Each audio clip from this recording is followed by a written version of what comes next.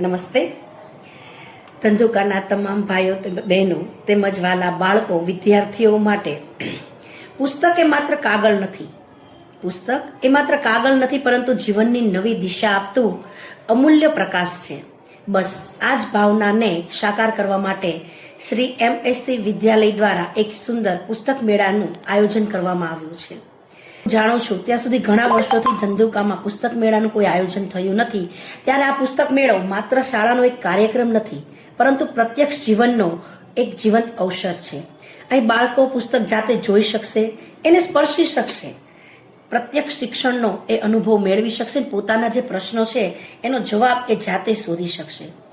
જ્યારે શાળાની અંદર એને કોઈ અહેવાલ લખવાનો આવશે કે તમે જોયેલા કોઈ પુસ્તક મેળાની મુલાકાત અથવા તો તેને પત્ર પૂછાશે, ત્યારે પોતાની જાતે આ અનુભવ એમાં લખી શકશે.